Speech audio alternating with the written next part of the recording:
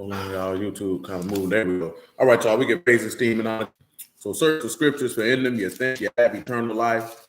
I come my opposite, receive me not. If another shall come in his own name, him you will receive. How can you believe on those? I ain't done this too long.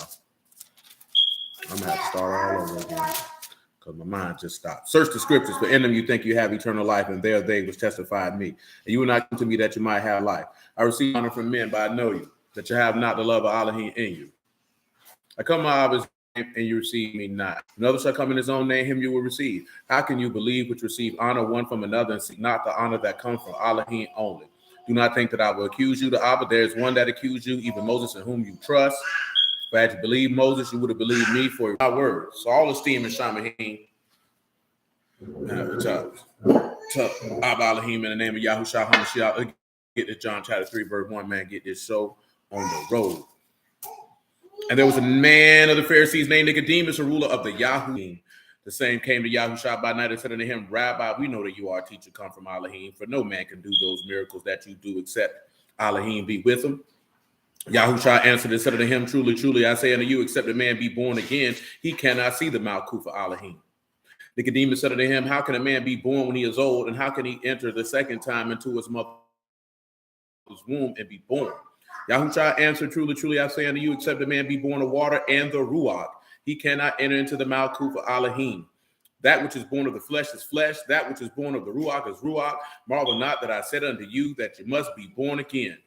The wind blow where it list, and you hear the sound thereof, but cannot tell whence it come and where it go. So is everyone that is born of the Ruach. Nicodemus answered and said unto him, How can these things be? Yahushua answered and said unto him, Are you a master of Yasharal, and know not these things? Truly I say unto you, we speak that we do know, and testify that we have seen, and you receive not our witness. I have told you earthly things, and you believe not. Shalom, man. How shall you believe if I tell you of the things of Shamahim? Let's come over here to Ecclesiastes 4 and 14. I meant to do this other day. It slipped my mind. It's at the forefront of my mind right now. So that's what we're going to do. Ecclesiastes 4 and 14.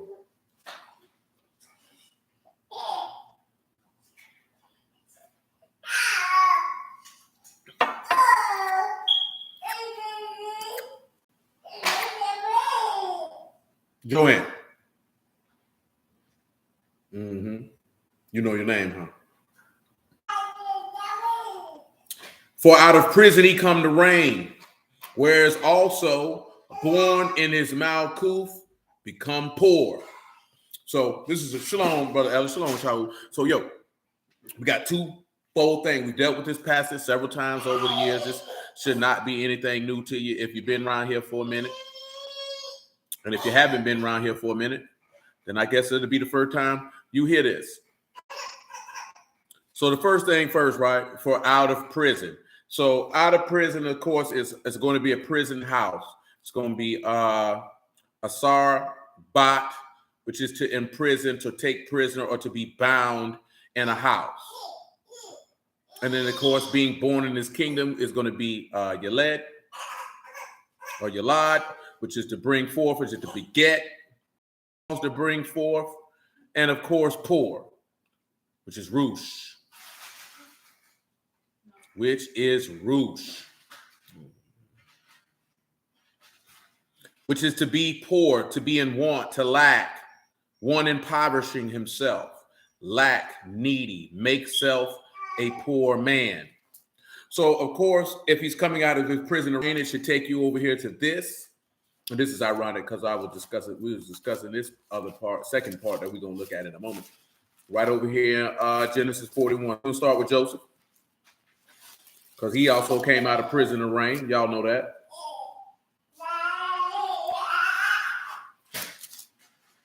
But we want to go to Genesis 39, though.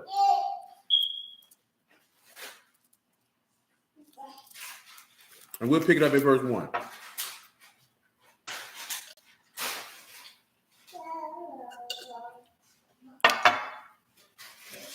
And Joseph was brought down to Mizraim. Shalom, bro. And Potiphar, and the officer of Pharaoh, captain of the guard, an Egyptian, brought him in the hands of the Ishmaelites, which had brought him down there. Let me drop down. I don't need all that. Boom, boom, boom. Verse 6. And he left all that he had in Joseph's hand, and he knew not aught he had, save the bread which he did eat. Joseph was a goodly and well favored. It came to pass after these, his wife cast her eyes upon Joseph, and she said, lie with me. But he refused, and said unto his master's wife, behold, my master walked not what with me in the house, and he committed all that he had to my hand. None greater in the house than I. Neither have he kept back anything from me but you, because you, his wife. How then can I do this great wickedness and sin against Alahym? And it came to pass as she spake to Joseph day by day, that he hearkened not unto her to lie by her, to be with her. It came to pass about this time that, went into the house to do his business, none of the men of the house were within. She caught him by his garment, saying, lie with me. And he left his garment in her hand and fled and got him out. And it came to pass, when she saw that he had left his garment in her hand and was fled forth, that she called unto the men of her house and spake unto them, saying, he have brought in an Alahym unto us to mock us, and came in to lie with me. And I cried with a loud voice. Now, why do it with this aspect that she says she cried with a loud voice? Come to Deuteronomy 22. And then from Deuteronomy 22, we're going to go look at Proverbs 30, I believe. Joanne.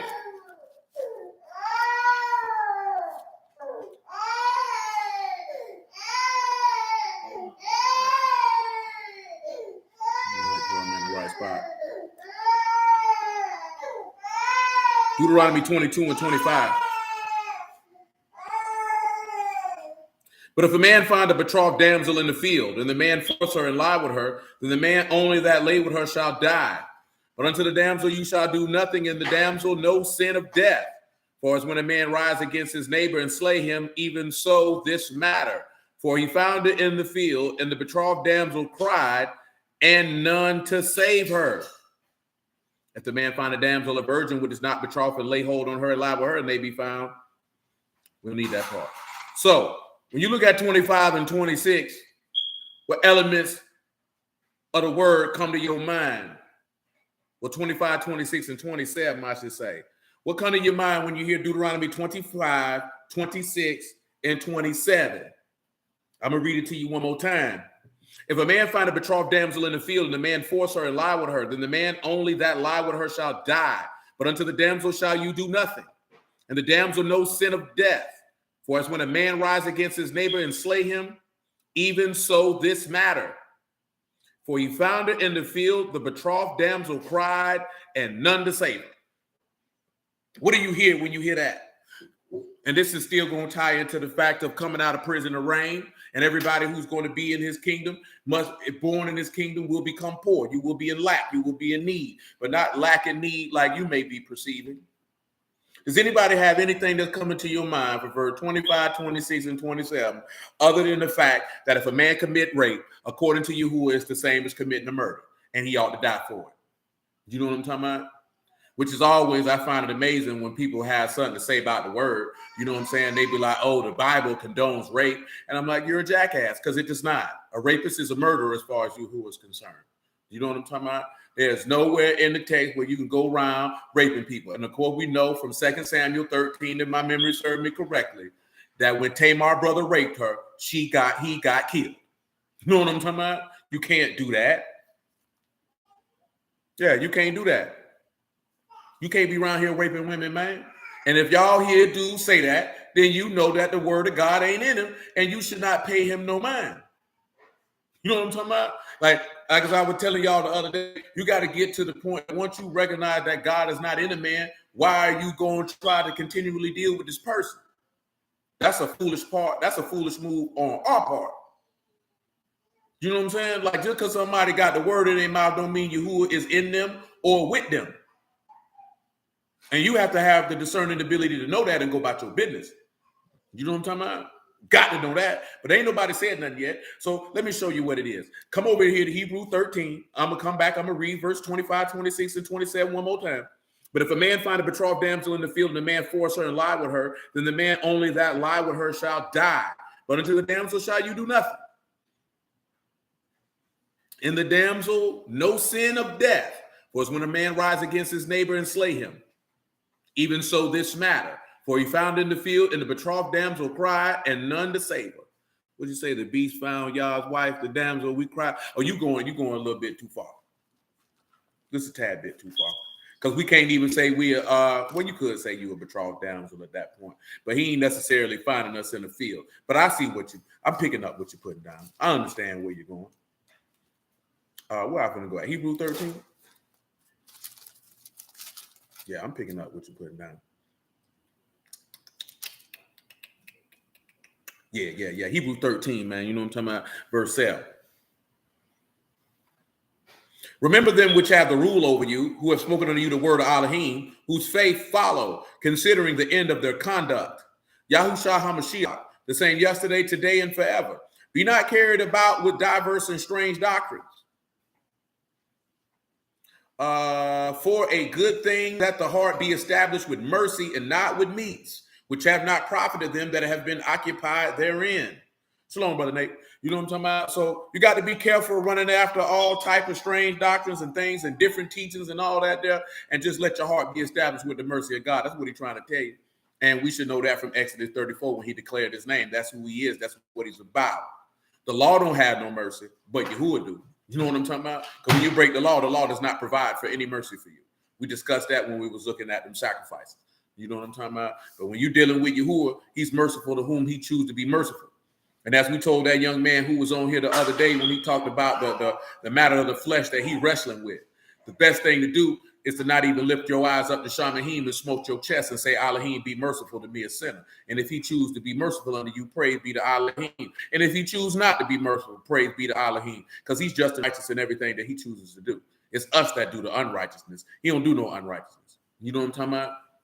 So we have to be willing to take that. It's the same thing. I think David said the same thing. If we get caught out of pocket, then we have to be willing to say, hey, man, whatever Yahuwah choose to do is whatever he chooses to do, and I'm just going to have to take that on the chin. You know what I'm saying? I can't get mad if I'm out of pocket because I don't get the result that I want, which is why a lot of people turn from the word.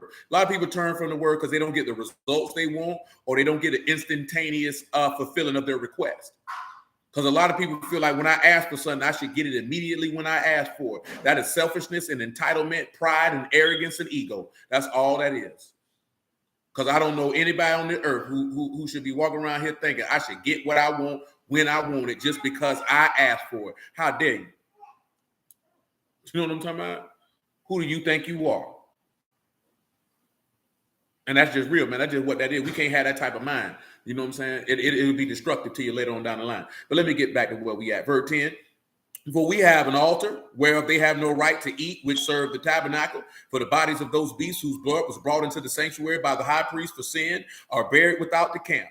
Wherefore Yahushua also, that he might sanctify the people with his own blood, suffered without the gate. Let us go forth, therefore, unto him without the camp, bearing his reproach. So now we have to go back and look at Mashiach being taken into the field. Remember, we talk about the tokens of virginity in the past. So in this instance, he would be the damsel. The person lying with them, lying with the damsel, would be the scribes and the Pharisees. And I'm going to talk about the prison house part in a minute, because we were talking about that last night with Capheus. Because I was talking with some brothers and I did let him know, like, yeah, Capheus prophesied that Mashiach was supposed to die. And then he turned around and participated in killing him. See, you got individuals who they can say something right with the word and then turn around and fulfilling the contrary behavior that the word prophesied that must go down. Because Capheus said it was expedient for this man to die. And then they locked him up in his own house, brought him to him, and he condemned him under death.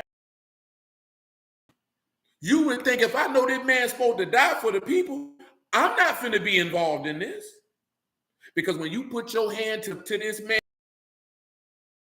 have to pay for that. That's why the text say that about don't take the Passover unworthily, because then you're going to be guilty of his death, because that's what you're showing when you do it. See, we get into a lot of things, talking about a lot of things, and people don't really be focusing on, man, every time we sin, in reality, it's like we killing this man. It's like we were standing out there saying, crucify him, crucify him. If he be Alahym, come down from that tree. We don't even really let that sit and rest in our mind. You understand what I'm saying? And it really doesn't rest in our mind, because the majority of people who talking to us about the word got us bandied about with things of no consequence that won't deliver your soul and get you to the place that you say that you want to be. You understand? So I was talking to the Lord home yesterday, man, and I told him the same thing that y'all already know, man. A lot of people are not getting where they want to do spiritually because they have crafted a character for themselves online and whatever platform online that they choose to operate in this world that is called social media. So therefore, when they actually supposed to be living the word, you understand what I'm saying, and walking the word, they can't do it, because they have crafted this character that is not in the construct of reality of the actual character and spirit that they actually possess. And because we're not actually dealing with the mass majority of the people that you encounter online, you don't really peep that these niggas is really a character, and that's not who they really are. Because you can make your mouth fry fish. You know what I'm talking about? You can get on the internet and be whoever you want to be. That slogan in the Army, you said, be all you can be in the Army. You can get on the internet and be all you can be. But then you'd have to remember, it's people who know you in real life who could expose you. Now, of course, this is a little different. This is a different scenario situation. Like when you go up the road, niggas be lying. You understand what I'm telling you? Niggas will have photo albums, all type of stuff that's not theirs. Telling about they had all these type of exploits that they had going on till somebody from their city come to the penitentiary that you at, and then be like, nah, this dude here lying. Because you can craft whatever scenario and character you want to be. You know what I'm saying? That's why I always implore people, man, no matter what. It's cool to listen to people teach you the word online if that's where you at. But if you who permit, it is always better to fellowship with people in person who can hold you accountable and you can hold them accountable, and y'all can walk lockstep together in service to Yahuwah. Because then you know who this person is. You know what I'm talking about? See, well, not all. I mean, the majority on here, y'all know me in real life, so that's a little different. But for the people on here who don't know me, ain't been around me, ain't spent no time around, man, you don't know me. I could be on here and say a whole bunch of stuff, man, and be living any kind of way. You wouldn't know. You may have a perception or an assumption, but what you wouldn't know. See, but there's people on here who actually know me and are actually around me. They know my manner of life, just like I know their manner of life. So just like they can vouch for me, I can vouch for them because we round each other in real life. You got to watch people who, more specifically men who want to teach the word, that don't want to be around and deal with other men. That is a problem. You know what I'm talking about? That is a problem. That is a red flag. That is the sign that you are not dealing with a man, because you want to look at a man who is respected by other men, especially in the vocation that he claims to be proficient in. Because if he claims to be proficient in a particular area, and it's not the aspect that you're seeking validation, but you would have to look at that. If you're a preacher and you're not respected by other men, that is a problem. If you are a man and you say you want to teach the word to be a leader, but you don't want to have fellowship with other men, that is a problem. You're dealing with beta male scent mangina. You're dealing with a coward. You're dealing with a goofy. Men are not threatened to be in the presence of other men. That doesn't happen. The only reason why we don't know that because we're on the internet and you don't really be peeping that. These niggas is goofy, man. These niggas used to get something to the store to get cigarettes, Black and Miles, blunts, and soda water, man. You know what I'm saying? The internet is giving a lot of dudes who, especially this word, I done told y'all this before. This word, dudes finding out they Israelites are giving a lot of dudes who are losers, malcontents, weirdos, goofies, bums, an opportunity to project themselves to be something because they have not done anything of note in their life. You know what I'm saying? They haven't done anything. Like straight up and down, they have no successes, no nothing. I'm not talking about being rich and wealthy, man. You have to sit back and look at it. If you're a grown man and you ain't done nothing of note in your life, and then you don't want to be around people, and you don't want to deal with other men, but yet you want to be in an authoritative position, that should make you question in your mind, why would the Lord be with you? Because that's not how the Lord operated. You know what I'm talking about? That's not how he operated. We have to stop being goofy just because somebody got a Bible in their hand, that means something. Because that don't mean nothing to me. Satan know the word. Come on, man. You got to be better than that. You got to be better than that. You know what I'm saying? We're supposed to be men. So you're supposed to have a level of perception and discernment and the ability to recognize, diagnose, and be able to understand what type of person you're dealing with, not based off how you feel, not based off what you see, but based off what they do. Because the master told you, don't judge according to appearance, judge righteous judgment. So don't judge it based off how it looks. Judge it according to the works. Because the works make manifest of what manner of work it is. If it be a Alahym or if it be of the devil. There is no in between. There ain't no way it's a little bit of God and a little bit of flesh. You crazy as hell. Boy, Yahuwah ain't no little bit of nothing. He all Ruach. So it's either got to be a Alahym or it's got to be of the devil. There is no in between. There's no gray area. We got to stop playing them games like that and be 100, because the time coming where you're going to have to pick a side, and you got to be firm in what side you're going to ride with. And you got to be able to know who on your side and who ain't. We can't be playing these paper bag games, man. We grown, and your soul on the line. Your soul is on the line. Man, I told the little homie this yesterday, man, just like I done told y'all before. Just like the law tell you. This is your life. This is not a vain thing for you. This is your life. Not just, this is our lifestyle. No, this is your life. Your literal life. You need to literally be fully 100% committed to this, because this is your life. And you ain't got no time to be playing no games, cleaning no booty holes, tapping and stepping and fetching and this, that, then the third, and you lose your soul because you trying to be down, because you trying to be cool, because you trying to give somebody the benefit of the doubt. You don't have that room to play with that. Because when that man popped them books open, he don't want to hear none of that.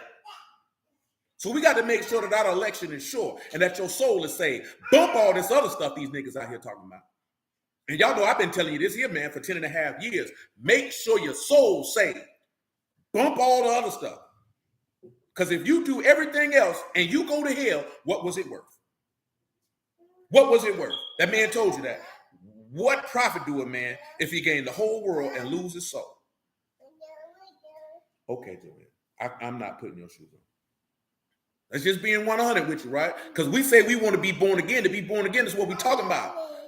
I know it. So you got to have a new heart and a new spirit.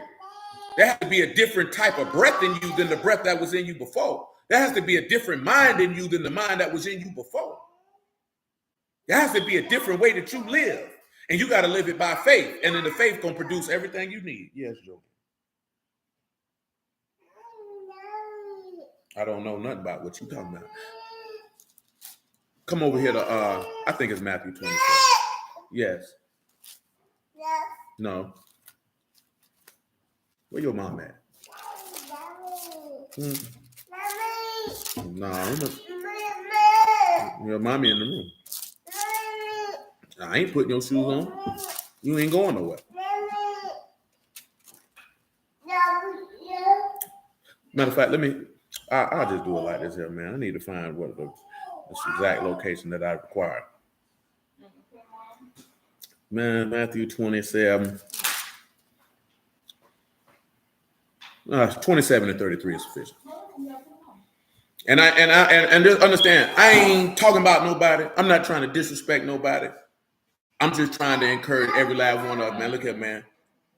Only Yahuwah knows if we gonna see tomorrow. Hell, we might not see 10 minutes from now. You know what I'm saying? Gotta make sure your soul's saved. That's it. That's all that matters. Don't nothing else matter. And when I say don't nothing else matter, I'm talking about in the aspect of, right, I've talked to y'all about this before, right? Isaiah 64 said, Paul quoted what the case may be. He said, I have not seen, nor ear have heard, nor the heart of man perceived what Alahym has prepared for those that wait for him. Or as Paul put it, those that love him. Because if you trust him to wait for him, like, you got to love him because you trust his word. You can't love somebody you don't trust. And you can't trust somebody you don't love. That's how that goes. You understand what I'm telling you? So when we can't even fathom what this man has prepared for us, and that you're motivated for the aspect that you just want to behold his countenance and he behold yours. But you just want to be in his presence. Just to be in his presence. You understand what I'm saying? Man, we ain't got time to be fooling up with this stuff these other niggas out here talking about, man. Let them niggas have that. Because ask yourself this question. You think the Lord will be down here arguing with niggas about the stuff they be on here arguing about? You think he be participating in that? Or you think he'd be focusing on the people who trying to be in his presence, who trying to deliver their soul? Like, you got to pay attention to the text. This man would not be out here on the type of time that we out here on, claiming that we walking in his name. He wouldn't be doing it. For what is pointless, it's fruitless. It don't benefit anyone. That's why I do not partake. Because I'm not talking to niggas who want to argue for what? I don't argue with my wife. I don't argue with churn. I don't argue with nobody. And I damn sure ain't finna argue with somebody. And I know what I'm talking about. I don't argue with I've been told you that. My big homie told me that when I was 15 years old. I ain't got nothing to prove to nobody but Yahuwah. That's the only person I got to prove something to. I ain't got to prove nothing to nobody. You know what I'm talking about? That's a mind you got to have. Is this something that's going to save my soul? Before you enter into an interaction, can I lose my soul if I participate in this? Will this take my mind off where it is that I say I want to go? Because if you're dealing in business, if you're dealing with something that you're trying to do for a living, you're going to let somebody take your focus off what it is you're trying to accomplish? Absolutely not. So why you going to let somebody take your mind off of getting in this man's kingdom? And this is where you say you want to be? No, I can't participate in that. It's no disrespect. It's no hatred. But I can't do that. I'm not on that. That's not benefiting me and what I'm trying to accomplish. That's how men think. That's how you got to move. Because the Lord didn't fool with these people, man. Not on the type of time they was on. He let them have that. You got to let them have that. If they goofies and weirdos, then let them be a goofy and weirdo. It's just how the game go. You know what I'm talking about? Matthew 27:33. And when they came, and they were coming to a place called Golgotha, that is to say, a place of the skull. And they gave him vinegar to drink, mingled with gall. And when he had tasted, he would not drink. Now we're going to move past that because, they took him out in a field to crucify him. That's the point of us coming here. So we're going to look at here at verse 46, right? And the ninth hour, Yahushua cried with a loud voice, saying, Eli, Eli, lama sabachthani, that is to say, my Alahym, why have you forsaken me? Some of them that stood there, when they heard, said, this called for Elijah. So he cried out in the field because he had been assaulted. He had done nothing wrong. These people are guilty of murder. Now, of course, some of y'all don't know about this here, but of course, when a woman is betrothed to a man and a man bring an evil name on her by saying that she wasn't a virgin, they would the tokens. It say tokens of virginity, but virginity ain't there. It would say tokens. And if those tokens be found, then that man would be chastised. So when Mashiach went into that tomb and he came out, you can go read, they found the linen clothes lying to the side, folded neatly, because that was the tokens of his virginity. That was the tokens of his purity. He had committed no sin. So therefore, him crying out, you know what I'm saying? Abba, into Alahym, into your hands I commend my ruach. Why have you forsaken me? Is him crying out when they have sought to lie with him violently and assault him. Therefore, there's nothing worthy of death. Because remember what Pilate said, I don't find no fault in him. Remember what the thief got up there and said? He said, hey, man, we up here rightly, but this man ain't done nothing wrong. So that crying out justifies that he is that damsel that has those tokens of virginity, that he is pure. So therefore, that person who slayed him is guilty of murder, which of course we know with Mashiach is murder. And the people said, let his blood be on our children's children. And then they can be eliminated because they have sinned against Alahym by touching the pure. Because as the law say, he will never justify the wicked over the righteous. That's not how you operate. You understand? Now, I know some people be like, oh, you stretching, that ain't what it say. I really don't care because it ain't for you. It's for those who it's for. As the text say, he that have an ear, let him hear. See, our bigger problem is you want to try to convince the people who don't agree with you. I don't care about who don't agree with me. What I'm preaching is for those whose ears it is for. If it's not for your ear, I'm not here to convince you. You know why? Because I just follow what my master did. When the people didn't believe what he said, he did not focus on the people who didn't believe what he said. He focused on the people who did. So my focus on those who are seeking to be saved. I don't care about nobody who don't believe what I'm talking about. That is shalom, my G. That's no concern to me. That is no concern to me. My number one focus is every individual who is a part of the assembly of the firstborn physically, first and foremost. That is not to denote our brothers who are out of town, because I rocks with them too, meaning they are able to call me. You know what I'm talking about? And of course, majority of our people who are out of town, we done rock with each other in the flesh. And y'all willing, we gonna rock with a few more of them in a few months if the Lord allow. You know what I'm talking about? And then if you rock with us online, then I rock with you too. And if you don't have the information to contact me, all you got to do is ask. You know what I'm talking about? And not only me, but everybody else who is with me, because I will plug you in with the rest of them. Do you know what I'm talking about? That's it. That's who I'm concerned with. Because I can't be concerned with who's a part of this congregation over here. Those are not the people whose souls I'm watching over. So that's somebody else's stuff. I'm not going to infringe on that. That ain't got nothing to do with me. Yeah, we could kick it with people from other congregations, but we ain't trying to pull nobody from where he at to come over here with us. No. Who does that? That's weird. It's weird. It's a lot of stuff the dudes do in this word, and it's weird. Like, what's wrong with us?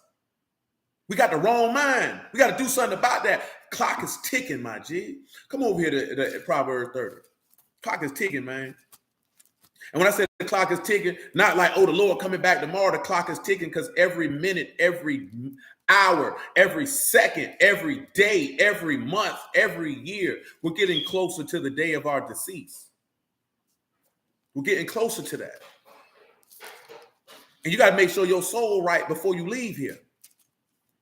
We just can't have it set in our mind, oh, when the Lord come back, when the Lord come back. We may not be alive to see him when he come back. In the flesh, like literally alive. If you got his word in you, you'll resurrect from the dead and see him in that day. But you don't know if you're going to be on the earth when he cracked that sky. So you got to make sure this man Ruach is in you before you leave here. You got to make sure your name written in heaven before you leave here. You got to make sure you sealed before you leave here. You got to make sure you strengthened by his word before you leave here. Not all this other stuff these niggas on, man. You got to make sure you right before you go. Because you don't know when you leaving here. You know what I'm saying? So make sure your affairs in order. What is it, Proverbs 30 I want, man? We're not doing that. Boom, boom, boom, boom, boom. Yeah, it is. 30 and 20. But I pick it up at 18. There be three are too wonderful for me, yea, four, which I know not. The way of an eagle in the air, the way of a serpent upon a rock, the way of a ship in the midst of the sea, and the way of a man with a maid. Such the way of an adulterous woman. She eat and wipe her mouth and say, I've done no wickedness. So see, them people, when they killed the Lord, they felt like we ain't did nothing wrong. What is you talking about? Because they were that adulterous woman in this instance, and we referring back to what the wife of Joseph's master had on, because she was an adulterous woman, and she was moving like she hadn't done no wickedness, when the whole time she was pressing up on a man to have sex with him, and he wouldn't do it. So then she lied on him to get him locked up. You know what I'm saying? That is a wicked individual all the way around the board. Somebody like that, just like the law say, what you think to do to that man, that should be done unto you. See, when you look in the law, right? When you look in the law, right? If you bear false witness on a man to get that man killed, and it turned out that you were bearing false witness, the law say you ought to get killed because that's what you thought to get done to this man. That you should get what you wanted done to somebody else. So that's why you got to pay attention where your mind goes. Because what you really want to happen to somebody else, boy, that's and you in the wrong, and they ain't did nothing. Oh, that's coming to you, my G. That's just judgment. That's a just weight and a just balance. That's how it ought to be. That's how it ought to be. Because again, the law tell you, he ain't gonna justify the wicked over the righteous, man. But I'm gonna be honest with you, man. When you're dealing with the world like wicked people, because it make it feel comfortable about their own wickedness that they got going on. That's why the book tell you that the just are an abomination to the unjust, and the unjust are an abomination to the just. And why the serpent seed will always have enmity with the woman's seed. Because when you out of pocket, some of y'all know this here too, just in a regular bit. You know, when Peter talked about it, right? When you live in a certain type of way and you stop living like that, the people who you used to participate in these acts, most of the time, they ain't even happy for you that you change your life. Most of them will start fooling with you. Like Pimp C say, man, you know what I'm talking about? Niggas smile when you're up and frown when you're down. And when you change for the better, these niggas stop coming around. So when you go to change your life for the better, people going to start talking about you and trying to cast your name as evil, just like the Lord said. You can see that just on natural level, how people going to do you when you change your life. If you used to get drunk, now you don't get drunk with them no more. Oh, you think you better than us. Oh, he think he this, he think he that. Man, what you talking about? But really, that ain't got nothing to do with you. It's really a reflection of how they feel about themselves, because they see the flaws and I ain't even say the flaws. They see the infirmities and frailties of their own spirit and own mind and the destruction of themselves. And they see someone trying to detach from destruction, and it's a reflection of the weakness that is in themselves. And they would rather talk about you than to actually take the time to turn inwardly and change themselves. You know what I'm saying? You got to pay attention to that. I done told y'all for years, man, what people say about you, 99.9% of the time ain't got nothing to do with you. So you shouldn't take it personally. This is how they feel about themselves. And they just projected and reflecting that on you. That ain't got nothing to do with you. See, I'm thankful. See, my people taught me that when I was a young man. So I ain't ever really take stuff personal that people said and did, because I understood that's how you feel about yourself. That ain't got nothing to do with me. If you ain't did nothing to this person, that's how they feel about themselves. So when you turn to walk in righteousness and godliness, and these people go to talking, just like Paul wrote to the Thessalonians, he that despiseth not man, but Alahym, because he's given unto us his Ruach HaKodesh, because your godliness is a reflection of their wickedness that they refuse to change. Because people take pleasure in doing that which is wrong. Whether you want to sit back and look at what's up with the word or just on a natural tip, people like doing wrong because in wrong is pleasure. Things that they delight in. Even if that is what they delight in would harm and affect other people, they don't care. So you have to understand that. That's the selfishness and wickedness in this person. It ain't got nothing to do with you. All you need to do is deal with them accordingly and accept them for who they're showing you they are and not who you want them to be. See, that's our biggest problem. You want people to be how you want them to be versus who they're showing you to be. It is, amen, brother there. It is pleasure in doing right, but it's only a handful of people who take pleasure in doing right. And the only reason why it's like that is because most people don't want to be ostracized. You know what I'm saying? You still want to be connected to everybody. But let me tell you something real, man. If you're going to walk in righteousness, you're going to have to be separate from everybody. There's no way about it. You can't toe the line. You either going to go right or you're going to stay left. But you can't straddle the line. That's why he told you, man, I'd rather you be hot or cold than lukewarm. So since you lukewarm, I'm going to spit you out my mouth because you're no profit to me. See, this is something that came to my mind earlier, and I done forgot all. It came to my mind in the gym, but now the points of it is escaping my brain. You know what I'm saying? At this time, y'all willing to come back. But see, the biggest thing is, right, is you can have talents and gifts, right?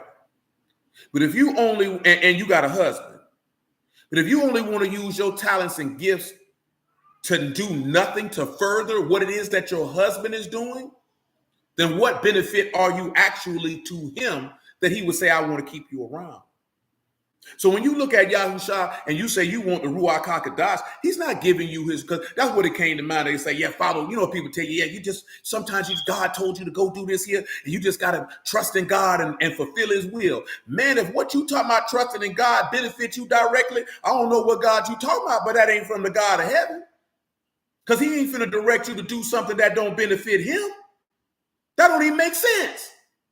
So he gonna give you his spirit for you to fulfill your own desire, but you don't do nothing for him.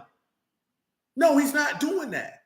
All the gifts of his spirit are something that is going to benefit him. And when I say benefit him, I'm talking about benefit his body. And of course, that should take you to the beginning. Because he said, I speak a great mystery, referring to Mashiach and the body, talking about when a man leave his father and mother and cleave to his wife, and they should be one flesh. So if you're talking about receiving the Ruach HaKodesh, right? And he say that Ruach has the gift of wisdom, the gift of faith. You know what I'm talking about? Working some miracles with all these type of things. That's to benefit him because it ministers to his body. That means that ministers are those who are seeking salvation. And if you think he's going to give you something that don't benefit him, you's a fool. Who would do that? Why would I give you tools and a gift to do something that benefits yourself and not me, and I'm giving it to you? Come on, man. I don't even know who that is. You got to give me a second, my G, because it's actual service. You feel me? But I got you when we get done. We probably got about another 30, 45 minutes because we simulcasting on YouTube at the same time. So you got to focus on that. You feel me? But I got you, my G. Just give me a second. Let's go back to Genesis 41. I think on 39. Because no, he's not doing that. I ain't even see all y'all down there. I ain't gonna lie to you. Because sometimes I be looking down there and sometimes I don't.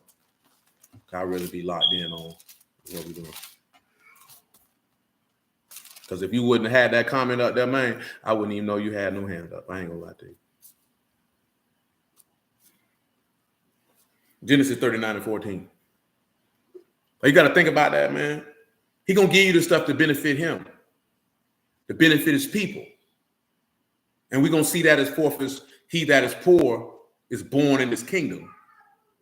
Because you're going to see that again in a verse that those of y'all who've been here already know, which is the Proverbs 13-7, linking up with the 2 Corinthians 8 and 9. It's forfeited a man making himself poor that he might be rich, which is a conversation of things that we done discussed before, that we don't really value the riches of Alahym. We value the riches of man, but he told you riches grow wings like an eagle and fly away to heaven. He told you not to be rich. Stop seeking after your own wisdom. And if your riches increase, don't set your mind on it. Because I told you before, we don't value the riches of Alahym because they're not tangible things that you can flaunt in the eyesight of other men. See, the riches of man can be something that you can use exclusively to benefit yourself. But the riches of Alahym must be used to benefit others. You know what I'm saying? That's just how that works. It's how that works. It's how it's always worked. You know what I'm saying? And it's not going to stop. That's the beauty of Yahuwah. 39 and 14, book of Genesis, though. That she called unto the men of her house and spake unto them, saying, see, he have brought an Alahym unto us to mock us. He came in and lie with me, and I cried with a loud voice. And it came to pass when he heard that I lifted up my voice and cried, that he left his garment with me and fled and got him out. And she laid up his garment by her until his Lord came. And she spake unto him according to these words, saying, the Alahym servant which you brought unto us came in to mock me. And it came to pass as I lifted up my voice and cried, that he left his garment with me and he fled out. Oh, no. It's all good, my G. No disrespect. You know what I'm saying? And for those of y'all laying in here, right, because I seen they took the regular room away, I guess, and you got to use the house. When we come on here, we're actually simulcasting service that's on YouTube. You know what I'm saying? So don't get me wrong. If you want to rap, when we get finished, bro, we can kick it. That's not a big deal. But it's actual, like we got an actual congregation, we got actual people. So this actual service. We do this 3 times a week. You know what I'm saying? Set time. Every day. Well, 3 times a week since February 2015. You know what I'm saying? So I have to make sure that I focus on them first before we go to having conversations with other people that it can go in whatever different direction. You know what I'm saying? I ain't got no problem with that. But I ain't gonna lie to you. No disrespect to nobody. I gotta focus on them first. I gotta give them what they came here first, and then we can do that. You know what I'm saying? That's just how that is. You know what I'm saying? Because I don't really get on Clubhouse like that no more. You know what I'm saying? And there's people on here who necessarily not here in the flesh that I fool with, like Tia, Tasha, Matt, and Daryl. You know what I'm saying? And Yazoo, I fool with them. I rock with them. You know what I'm saying? So they kind of already know, you know what I'm saying, how we do it. But once we get done, we can talk about whatever we want. You know what I'm saying? But I ain't gonna lie to you. I got to focus on my people first. I owe a responsibility and duty to them. And I will not forsake that under no circumstance for anybody at any time. You know what I'm saying? So Genesis 41. I don't even know if I want to talk about that part. Matter of fact, I'm sorry. Genesis 39, man, verse 21. But matter of fact, you can make it no doubt, Zoe. You already know. Make it by verse 19. And Zoe been around here about a good strong by 8. You know what I'm saying? At least 6, no less than 6. And it came to pass when his master heard the words of his wife, which he spake unto him, saying, after this manner did your servant to me, that his wrath was kindled. So his master took him and put him into the prison, a place where the king's prisoners bound. He was there in the prison. But Yahuwah was with Joseph and showed him mercy and gave him favor in the sight of the keeper of the prison. And the keeper of the prison committed to Joseph's hand all the prisoners that in the prison, and whatsoever they did there, he was the doer of it. See, pause now. I make sure y'all remember something. Now you see verse 22, he say the keeper of the prison committed to Joseph's hand all the prisoners in the prison. What does that point us to? What you're going to be able to go into an epistle letter and look to and be able to say, okay, this is why he said that. I just got to test you because we ain't talked about it in a while. But it's another one with that. You know what I'm talking about? What does that point us to? What epistle letter are you going to be able to go look at and say, okay, this is why he said that? Because this man get put in prison and everybody in the prison, they were given to him. Why would they do that? What is this foreshadowing and pointing us to? So that we can get an understanding why a statement was made. And I'll give you the definition of the word committed in this particular place. So, of course, you know what committed. It is Nathan, and that is to give, that is to set, that is to bestow, that is to be assigned or to be put upon. And everything they did, it said he was the doer of it. So everything that the people did in prison, he was the worker of that work. That's what it's telling you. What does that point you to? You know, it's Wednesday, so you know I can't go too long. You thinking Luke 4:18? Well, let's look and see what Luke 4:18 say, my G. And I think, that's quoting Isaiah 61. I'll allow it. You thinking about when Paul was in the prison with the guard? What passage that was? I know that's in Acts. You say 1 Peter 3:19, Brother Marvin? Let's look and see. We're going to look at it all. Shoot, Derek, put the chapter and verse you got for it, man. I'm trying to remember it off the top of my head if you pull it up before I get around now. I want to say about chapter 20, 23, 24, but y'all know. We'll see it.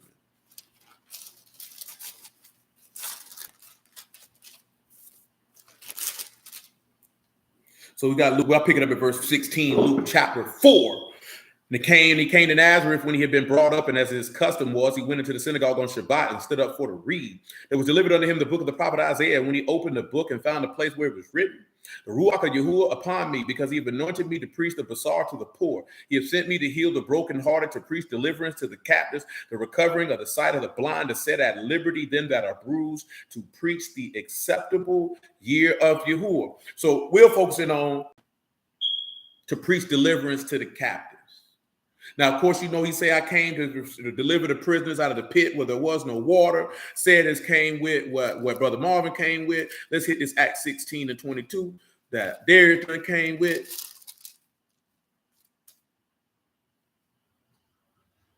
We'll pick it up about verse 16, Acts 16 and 16. After that, 1 Peter 3 and 19. And it came to pass as he went to prayer, a certain damsel possessed with a ruach of divination met us, which brought her masters much gain by soothsaying.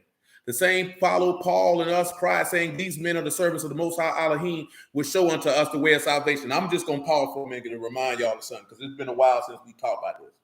But I'm going to tell y'all something real if you ain't never heard this before. If your name is written in heaven and the Ruach HaKodesh is in you, you better believe all the unclean spirits in hell know exactly who you are, exactly who you work for, and they know that they really can't do much to you. Because remember, when them unclean spirits seen the Lord, they say, oh boy, that's Yahushua, the son of Alahym. You come to torment us before the time?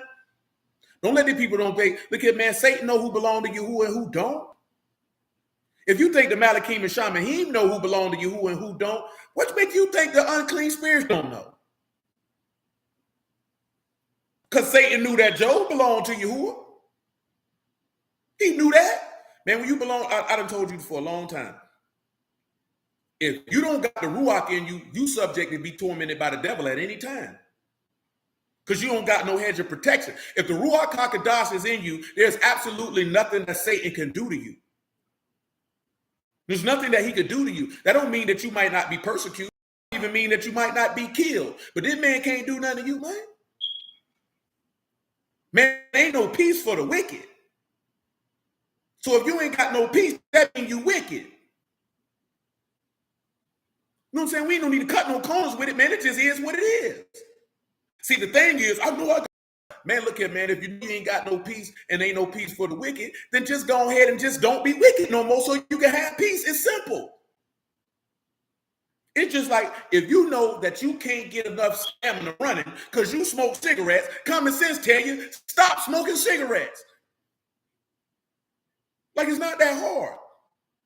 If you're not getting a result that you want and you know what's precluding you from getting a result, stop doing it. Why do we have to make life complicated? Because we don't want to stop doing what we're doing. You want the result of not doing what you're doing while doing what you're doing. That don't work nowhere in life. You can't get lean and fit and eat McDonald's every day and sit down and don't exercise. That's not how that works. You're going to have to put the hot dogs down and the barbell up. You're going to have to put the Kool-Aid down, the soda water down, and pick the bottle of water up. That's how that works, man. You got dudes who want wives, ain't got no money. And I ain't talking about being rich. I'm talking about you ain't got no money. Nigga, you can't pay your own bills. How you going to take care of somebody, my G? Like that's not how that works. That's not how that works. Like, we backwards. We expect results from not doing the work that will produce the result. Nah, man. That don't work nowhere in human history. They ain't never worked in life, man. You can't smell good and don't bathe. You're going to be stank. Go take a bath, nigga. What's wrong with you? Change your clothes. Now, see, if you know the book, you know what I was talking about. Because he said, if I change my coat, how shall I defile it? You know what I'm talking about? That was Songs of Solomon tell you. You got to get clean, man. You got to be washed inwardly and outwardly, man. You got to be clean, man. You got to get yourself together to get what it is that you say that you want. If you ain't willing to do what's necessary to get what you want, then you really don't want it. You just talking. And ain't nobody got time for that. Ain't nobody got time for that. Don't nobody want to hear that. Don't nobody want to hear that. Like, you got to really ask yourself, man, what is it that I want? And what am I willing to do to get it? You willing to bust your gun to get it? You know what I'm saying? That's what you got to ask yourself. You willing to forsake all to get it? Even your own flesh, your own desires? You willing to do that? Didn't he tell you better sit down and count the cost if you got sufficient to pay? You able to do what's necessary? Because if you're going to be born in this man's kingdom, you got to become poor. There's no ifs, ands, or buts about it. Because being born in the water and the ruach is to literally humble yourself. Because guess what? When your forefathers came up out of that Red Sea, they came up out of that poor. They were in lack and need and wanting. They left Egypt with nothing. But what they had in their hand, yes, they spoiled the Egyptians on the way out. But they were in lack. They were in need. They had to become poor to enter into that man kingdom. And they weren't willing to do that. That's why they didn't get in, because they weren't willing to be born again. They wanted to divest themselves of that which was of man to receive that which is of Alahym so that they could reign with him. They weren't willing to do that. That's why they would think about cucumbers, leeks, and melons. Oh, we don't want this all doggone honey bread. All that's in our face is this light bread. We hold it in contempt. Do you understand how foul of a mind you got to have to know that your Alahym rained down angels' food for you to eat? And then you held it with contempt and had the negacity to talk about it? This is what your forefathers did. Boy, Yahuwah rained food from heaven and they had the nerve to sell out and talk about it. Come on, man. Come on, man. They seen all his wonders too when they did this now. They seen all the power of Yahuwah when they did this now. And you think that this generation of people is somewhat more righteous and better than these people who actually seen the man work? Come on, bro. You want some good drugs if you think these men here wouldn't do the same thing in this day and time that we living in. Because these boys capping hard and they ain't seen nothing. Man, most people ain't going to serve you if they don't think they can't get some tangible life benefit from it. I ain't talking about something that's eternal. Telling you, these people playing characters on him, man. They not who they say they is. Because they change. Let me tell you something, as a man, right? Yahuwah say he a rock. Rocks don't change. They consistent. They the same every day. You got to pay attention to a grown man who not the same every day. Shalom, Sister Johnson. Always changing, old moody type dude. That man ain't to be trusted. Because he ain't consistent. You got needs to be around somebody, whether things are good, whether things are bad. They even kill. They the same every day. They solid because you can depend on them. I can't depend on old emotional type nigga. Man, I can't depend on you. That's why I roll with Yahuwah, because I can depend on him. That's why the men that I roll with, I know I can depend on them. Because they're going to be the same every day. Ain't no change up. I could be going through whatever I'm going through. That don't mean I'm finna switch up. Because I got something going on. What does that? No, that don't mean nothing, man. That's where you see the hallmark of a man is in adversity. That's where you see who he really is. That's why we know that the son of Alahym is who he is. Because in the face of adversity, he didn't fold. He stood on the word and died for it. He ain't fold. I was the same every day. Every time they seen Yahusha, he was the same. No changing. No switching. No goofy stuff. No weirdo stuff. None of that. I'm standing. And when they came to him and said, man, we're going to kill you for what you stand on. He said, well, make it do what it do then. It don't matter. I'm still standing. I ain't changing. That's why we can rock with you. I told the little homie yesterday, man. And I probably done told y'all this before. But I'm going to tell you again. When I got in this word, man, I ain't getting this word to learn no doctrines. I ain't know nothing about no doctrines. I ain't know nothing about, Hebrews online. Hell, I didn't know Facebook existed till 2010. I got it printed in 2009, April 1st to be exact. You know what I'm saying? I ain't even know it existed. You know what I'm saying? The only thing that I would focus on with the word, man, was learning it so I could save my soul. And when I began to study the word, I seen the character of Yahuwah. And for lack of a better term, I seen he was a real one. I seen he was a man of honor, a man of respect, a man of principles, and a man of faithfulness. And there was no way that me being the man that I am and the men who I was around who gave me the game that they gave me, that there was nowhere in the world that I couldn't rock with a man like this. Because if this was a man in the flesh with the principles and conduct that he stand for, I know I rock with him in real life. So I ain't got to see him with my physical eyes to know that he exists, because his character showed me all the way around the board that this is a man's man. And it ain't too many men walking this earth that got this type of mind, that got this type of spirit, that stand for what he stand for and move how he move. So because when I doing that here, I was learning the word to learn him. And when I seen him, I said, I'm down with him. Can't nobody convince me otherwise. You know what I'm talking about? Because he 100. You're dealing with a man who's not a liar, who ain't phony, who ain't flawed, who don't change and stand for honor. See, it's a lot of men out here, they not honorable. I'm not fooling with a dishonorable man in no situation in life. I want nothing to do with a dishonorable man. No way, no how. I ain't doing it. You know what I'm talking about? And people can feel how they want to feel about it. I don't trust a man who is dishonorable. Because if you dishonor yourself, he'll switch out on anybody he around. That don't mean I'm going to treat him nasty. That don't mean that I won't have mercy on him. But boy, I can't fool with you, man. It's certain principles that I was raised with that I live by. So when we came in the word and I seen the word, this is principles that we live by. And I'm standing on that. See, we called it like how Pop called it back in the day, man. It's a code of etiquette, man. It's a certain way that we live. It's certain things that we are not doing. No matter the situation, I'm not doing that. I'd rather die to dishonor myself. And then you get in the word and you see the same thing. You see the same thing. You got to focus on honor because you're not representing yourself. You're representing him. So don't do nothing that's going to bring dishonor to his name. See, we ain't raised that way. Ain't nobody really imparted us the importance of honor.